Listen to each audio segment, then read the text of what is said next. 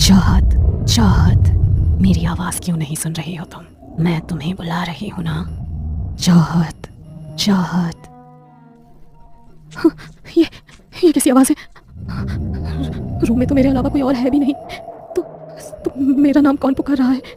चाहत हिम्मत करते हुए उठी और कबर्ड के पास गई। उसके ठीक सामने एक काली परछाई खड़ी थी जिसकी आंखें बिल्कुल सफेद थीं। उसे देखकर चाहत के पैर वहीं जम गए और वो परछाई भयानक तरीके से मुस्कुराते हुए उसके शरीर के आर पार होकर खिड़की की तरफ भागी और वहां से नीचे कूद गई। ये देखकर चाहत डर के मारे पसीने से भीग गई और वहीं पर बेहोश होकर गिर पड़ी। चाहत, चाहत उठो ना। क्या हो गया तुम्हें? तुम इस तरह जमीन पर क्यों सो रही हो? लावण्या की आवाज से चाहत की आंखें खुली। उसने जब लावण्या को अपने सामने देखा तो एकदम से हड़बड़ा उठी और तुरंत उसने अपना सर पकड़ लिया। चाहत, क्या हो गया तुम्हें? तुम बेहोश हो गई थी क्या? देखो, मुझे तुम्हारी हालत बिल्कुल भी ठीक नहीं लग रही। मेरी मानो तो तुम कुछ टाइम के लिए अपने घर चली जाओ। घर पर तुम्हारी ठीक से देखभाल होगी तो तुम जल्दी ठीक हो जाओगी। नहीं लावण्या, हम अभी चाहत को यहाँ से नहीं भेज सकते। 3 महीने बाद एग्जाम्स हैं और कुछ दिन बाद तुम लोगों के प्रैक्टिकल्स शुरू हो जाएंगे। तुम एक काम करो लावण्या, तुम चाहत के साथ उसके कमरे में ही रह लो। हम तुम्हारा रूम चेंज कर देते हैं। ठीक है मिस।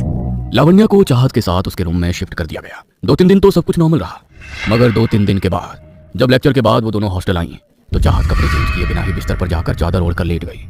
अरे चाहत, अपने कपड़े तो चेंज कर लेती तुम। आते ही बिस्तर में लेट गई। मुझे बहुत ज्यादा ठंड लग रही है लावण्या।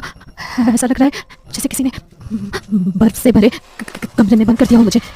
ओह माय गॉड, कल कहा था मैंने कि घर भेजते तुम्हें, लेकिन मिस मार्था को तो पढ़ाई से ज्यादा इंपॉर्टेंट कुछ दिखाई ही नहीं देता। तुम रुको, मैं तुम्हारे लिए मेडिसिन लेकर आती हूँ। लावण्या स्टाफ रूम में चाहत के लिए दवाई लेने गई।